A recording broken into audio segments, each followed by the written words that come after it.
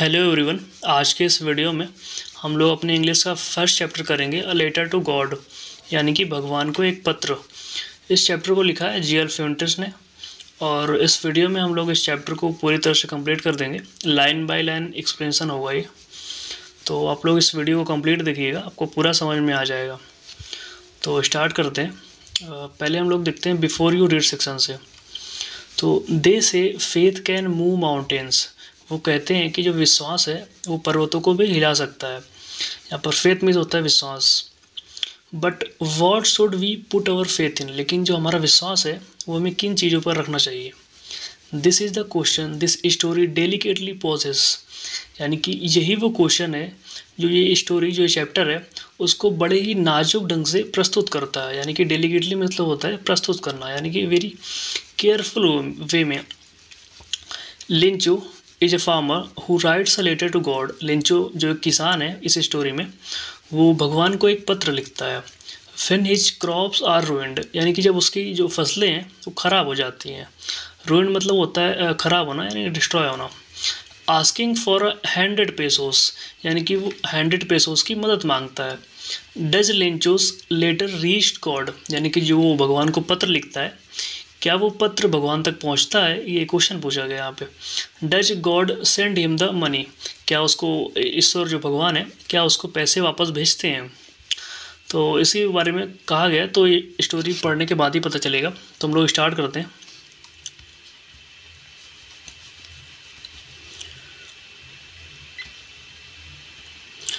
तो यहाँ से स्टार्ट होती है story. The house the only one in the entire valley, यानी कि जो एक घाटी है, पूरी घाटी में एक ही घर है। यानी कि वैली मीन्स होता है घाटी, जो पर्वतों के जो बीच का एक एरिया होता है उसे घाटी बोलते हैं, valley. Set on the crest of the low hill, यानी कि जो एक छोटी सी हिल है, जो कि छोटी सी पहाड़ी है, उसके टॉप पे बना हुआ है। यानी क्रेस्ट मीन्स होता है द टॉप ऑफ हिल, यहाँ पे दिया भी हुआ है crest of a low hill. यानी कि जो उनका घर है, यानी कि लेंचो का जो घर है वो सिंगल घर है पूरी वैली के अंदर, और टॉप ऑफ हिल यानी कि टॉप पे बना हुआ है। From the height one could see the river, यानी कि वहाँ की जो हाइट है उसके घर से आप नदियों को आराम से देख सकते हैं। And the field of ripe corn, यानी कि जो पके हुए मक्के लगे हैं उनकी फील्ड है, यानी कि जो खेत हैं उनके मक्कों के खेत, वो भी आप आराम से देख सकते हैं।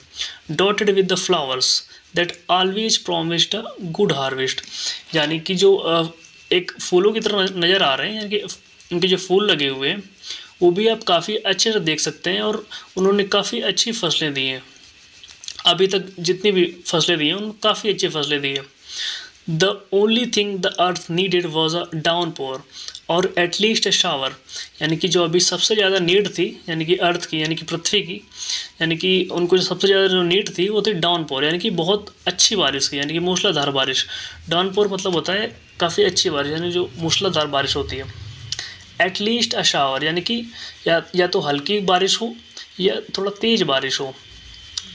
Through out the morning Lencho who knew his fields intimately, यानी कि पूरी जो सुबह से, थ्रू आउट द मॉर्निंग यानी कि सुबह से, Lencho who knew his field intimately, यानी कि जो लेंचो था जो अपने खेतों को काफ़ी अच्छे से जानता था। इंटीमेटली मतलब होता है फैमिलियर होना, यानी कि काफ़ी अच्छे से परिचित होना।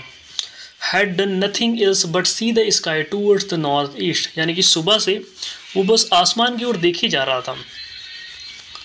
Now we are really going to get some water woman, लगता है हमको कुछ पानी मिलने वाला है, यानी कि कुछ बारिश होने वाली है। वोमेन यानी कि वोमेन यहाँ पर वो अपनी वाइफ से कहता है।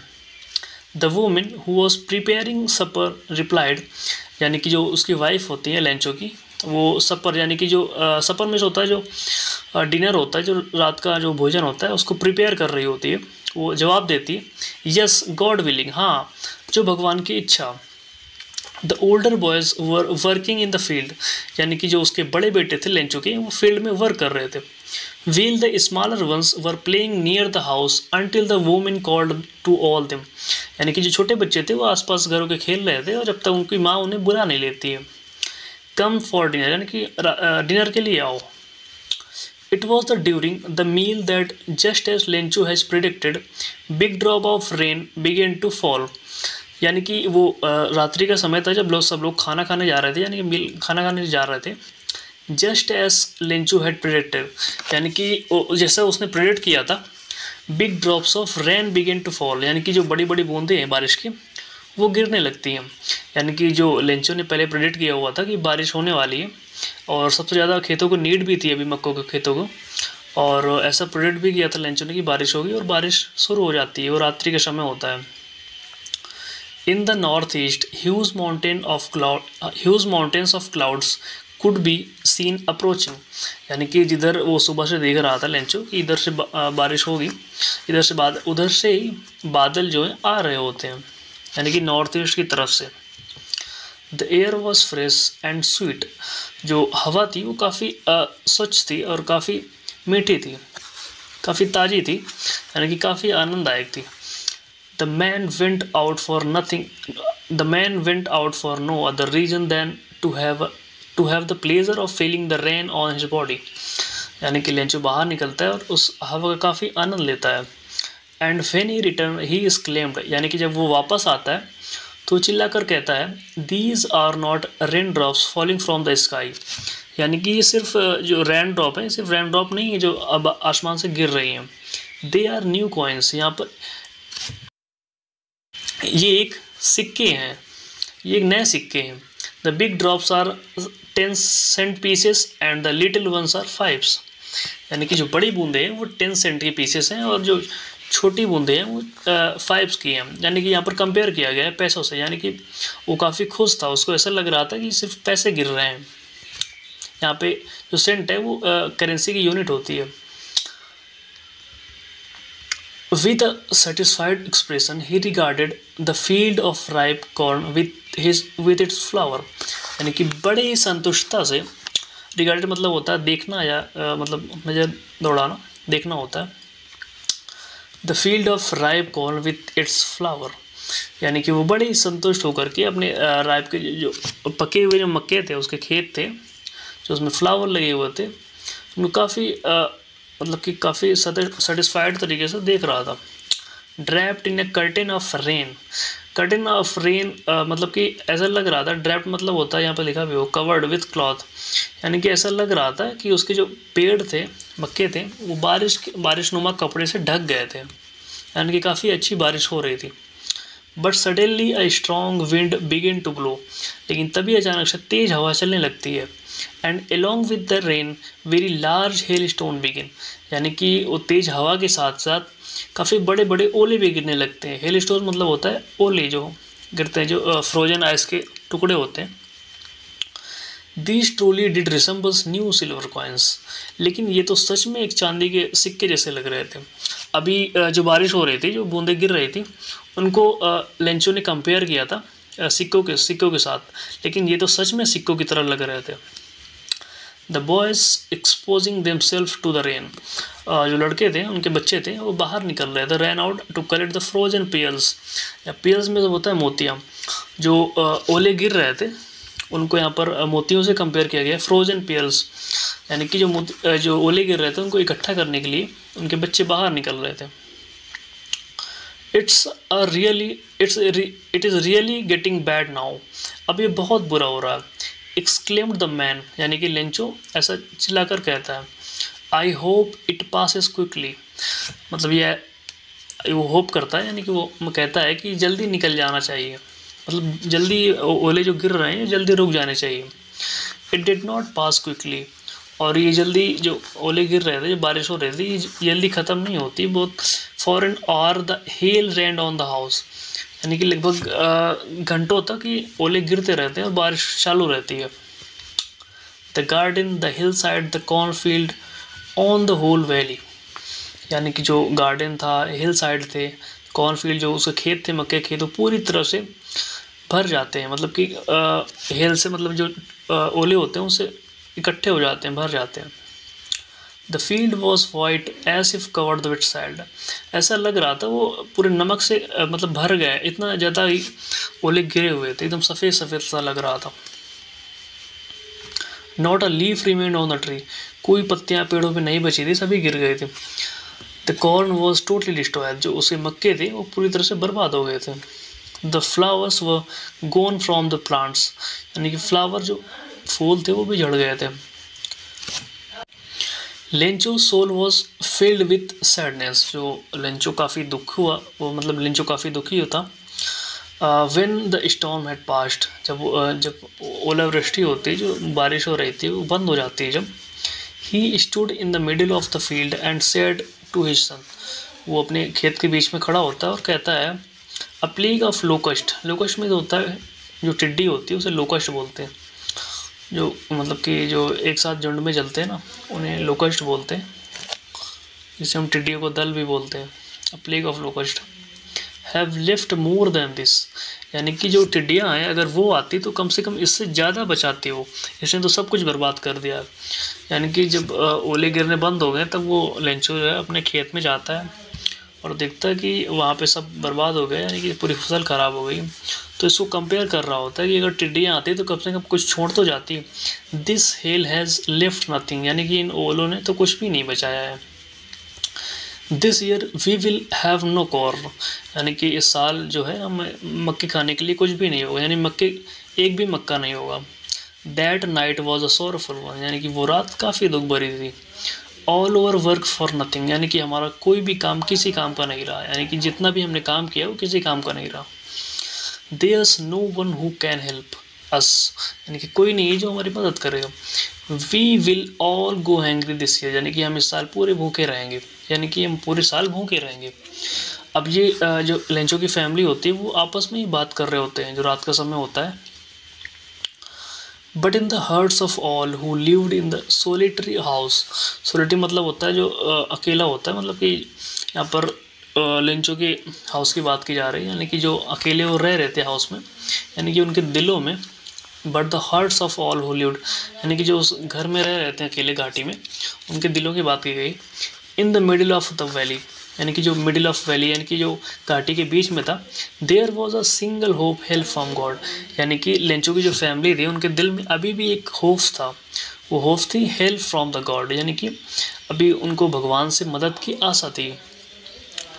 डोंट बी सो अपसेट, इतना निराश मत हो। Even though this seems like a total loss, लेकिन ऐसा लगता ज़रूर है कि ये पूरी तरह से बर्बाद हो गया। Remember no one dies of hunger, यानी कि याद रखो कोई भूख से नहीं मरता है।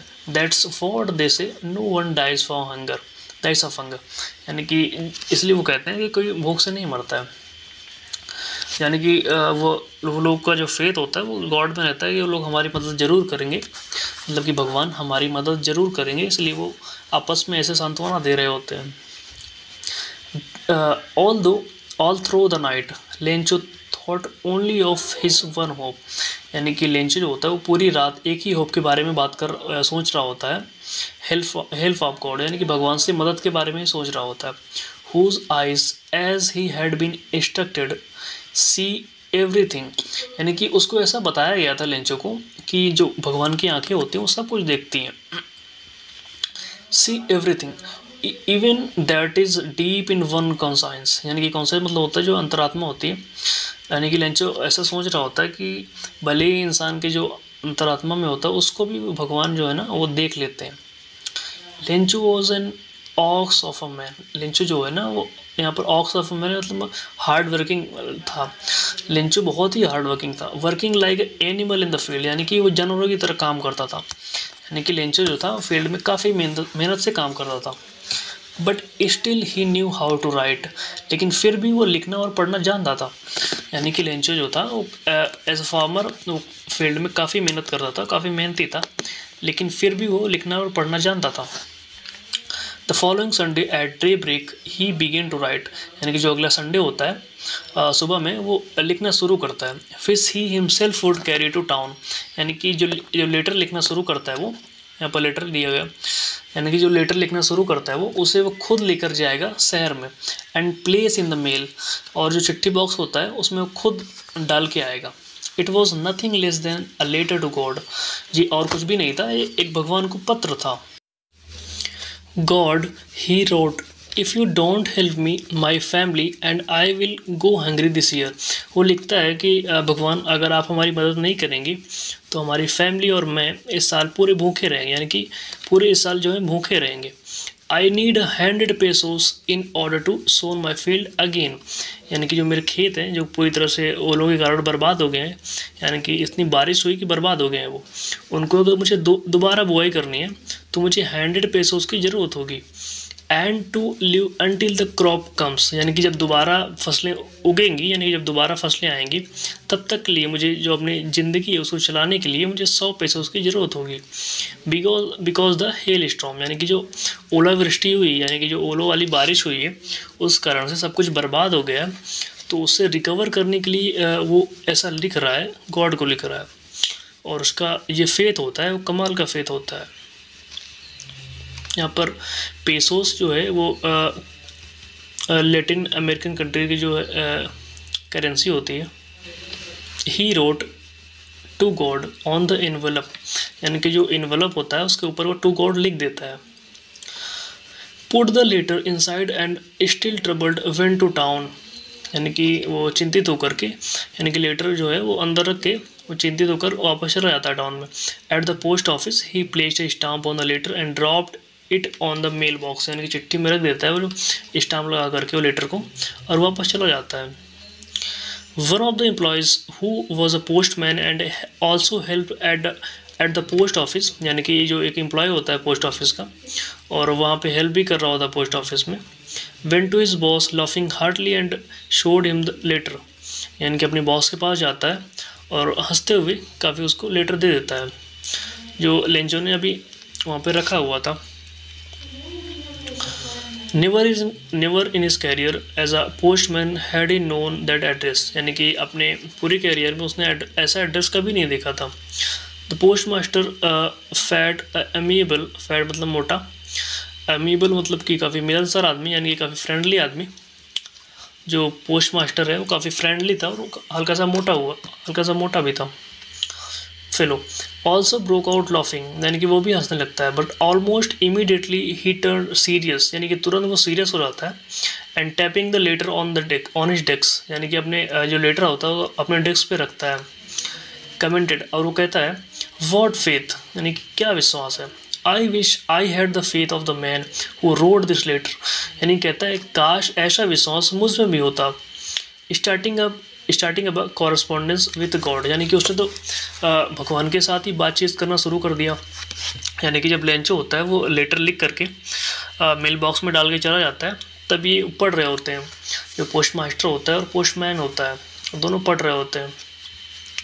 सो in order not to shake the writer's faith in God, यानी कि the post master came up with an idea, यानी कि जो पोस्ट मास्टर होता है उसको लगता है कि जो लेंचो है, जो राइटर है, उसका जो विश्वास है वो काफ़ी अच्छा है भगवान पे, और उसका जो विश्वास है वो टूटे ना, इसलिए उसके मन में एक आइडिया आता है। But when he opened it was evident that to answer it he need something more than goodwill, यानी कि जब उसको ओपन करता है तो दिखता है कि सिर्फ उसका जवाब देने से काम नहीं चलेगा, यानी ये कुछ अच्छा स्वभाव होना या अच्छा जवाब देने से काम नहीं चलेगा, बट उसके लिए हमें कुछ और ज़रूरत होगी। But he stuck to his resolution, यानी कि वो अपने आप में अडिग रहता है। He asked for money from his employees, यानी कि उस लेटर को सिर्फ रिप्लाई नहीं करना था, उसमें हमें 100 pesos को भी देना था। He himself give part of salary, यानी कि वो अपने एम्प्लॉय से भी कुछ पैसे मांगता है और कुछ अपने सैलरी का पार्ट भी देता है। And several friends of his were obliged to give something for an act of charity, यानी कि चैरिटी की तरह उन सभी दोस्तों ने कुछ पैसे इकट्ठे किए। It was impossible for him to gather the 100 pesos, ये उन सभी के लिए काफ़ी मुश्किल था 100 pesos इकट्ठा करना। So he was able to send the farmer only a little more than half, तो उन्होंने हाफ से ज़्यादा यानी कि 50 pesos से कुछ ज़्यादा इन्होंने इकट्ठे किए और भेजने का इरादा किया। यानी कि जो लेंचो था उसने जो 100 pesos की डिमांड करी थी गॉड से, और उसका फेथ इतना ज़्यादा था कि उसको पैसे मिलेंगे ही, तो उसी का फेथ दे करके जो यहाँ पे पोस्ट ऑफिस के एम्प्लॉय थे उन सभी ने ऐसा डिसीजन लिया कि ये लोग पैसे इकट्ठे करेंगे और उसको देंगे।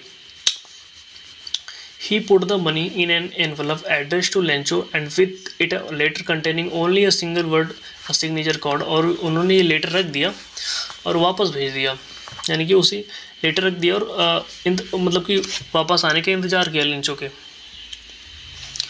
The following Sunday Lencho came a bit earlier, यानी कि जो अगला संडे होता है लेंचो थोड़ा सा जल्दी आता है, यानी कि ये उसका फेथ भी दिखा रहा होता है और उसका स्ट्रॉन्ग फेथ होता है उसका कि उसका रिप्लाई ज़रूर आया होगा। Then usual to ask if there were letter for him, यानी कि वो थोड़ा जल्दी पूछता है कि क्या उसके लिए कोई लेटर है क्या। It was a postman himself who handed the letter to him while the post master, यानी कि जो पोस्टमैन होता है वो खुद उसको लेटर देता है, जो उन्होंने पैसे इकट्ठे किए थे उसके जो रिप्लाई करना था उसी का जो लेटर होता है उसको खुद देता है लेंचो को। Feel the postmaster experiencing the contentment of a man who had performed a good deed looked on from his office, यानी कि तभी जब वो पत्र दे रहा होता है उसको लेंचो को, जो पोस्टमैन जो लेटर दे रहा होता है रिप्लाई वाला, तो तभी पोस्ट मास्टर अपनी जो ऑफिस होता है उससे बैठ करके काफ़ी अच्छी निगाहों से देख रहा होता है, यानी कि फीलिंग ऑफ कंटेंट मतलब कि सेटिस्फाइड था, काफ़ी संतुष्ट था अपने आप से, कुछ अच्छा काम किया है। Lencho showed not to the slightest surprise on the seeing the money, यानी कि जब लेंचो जो रिप्लाई का लेटर होता है, जो रिप्लाई लेटर होता है उसको जब ओपन करता है तो थोड़ा सा भी वो मतलब कि सरप्राइज नहीं होता है, ऐसा लग रहा था उसको पहले से पता था कि आने वाला है, रिप्लाई आने वाला है। सच वॉज हिज कॉन्फिडेंस, उसका कॉन्फिडेंस इतना बेहतर था। But he became angry when he counted the money, लेकिन मुझे गुस्सा हो जाता है जब वो पैसे गिनता है। God could not have made a mistake, यानी कि जो भगवान है वो मतलब कि गलती नहीं कर सकते हैं। Nor could he have denied Lencho what he had requested, लेकिन जो लेंचो ने मांगा है उसको मना भी नहीं कर सकते हैं और गलती भी नहीं कर सकते हैं। Immediately Lencho went up to the window to ask for paper and ink, और वो विंडो की तरफ जानता है, जो वहाँ पे पोस्ट ऑफिस की विंडो होती है वहाँ पे पेपर और इंक मांगता है। On the public writing table he started to write, और जो पब्लिक राइटिंग वहाँ पर टेबल पड़ी होती है उस पर वो लिखना शुरू कर देता है, मतलब कि वहाँ पे रख के लिखना शुरू कर देता है। With much wrinkling of his bro, यानी कि थोड़ा सा सतर्क होकर, रिंकल में होता है जो हमारे माथे पे झुर्रियाँ होती है जब हम किसी काम को बड़े फोकस तरीके से करते हैं तो उसे बोलते हैं। caused by the effort he had to make to express his ideas, यानी कि जब वो जब कुछ हम लिखते हैं यानी कुछ आइडिया को एक्सप्रेस कर रहे होते हैं, लिख रहे होते हैं, तो उसी कारण से जो होते हैं उसे रिंकल्स बोलते हैं। When he finished he went to the window, जब वो लिख चुका होता है रिप्लाई लेटर जो होता है अब वो गॉड को रिप्लाई कर रहा होता है फिर से। When he finished he went to the window to buy a stamp, और जो वो लिख कर ख़त्म कर देता है तो वो स्टैम्प के लिए दोबारा विंडो की तरफ जाता है। Which he licked and then affixed to the envelope with a blow of his fist, यानी कि उसके बाद जो स्टैम्प होता है उसको लेता है, लिक्ट मतलब चाटना होता है, जैसे हम कुछ चाट करके चिपका रहे होते हैं तो उसको चिपका देता है, जो उसका स्टैम्प होता है उसको एनवेलप के ऊपर चिपका देता है, मतलब कि ऐसा मुट्ठी से चिपका देता है, फिस्ट मतलब मुट्ठी होता है।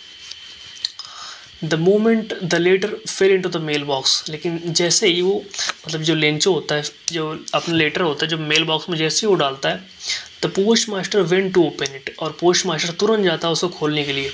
It said God of the money that I asked for only 70 pesos reached me, यानी कि वो लिखता है भगवान जितने भी मैंने पैसे मांगे थे, यानी कि लेंचो ने तो 100 पैसोस मांगे थे उसमें से सिर्फ 70 पैसों ही उस तक आए थे, यानी कि वहाँ के जो एम्प्लॉय थे उन्होंने सिर्फ 70 पैसों ही इकट्ठे कर पाए थे।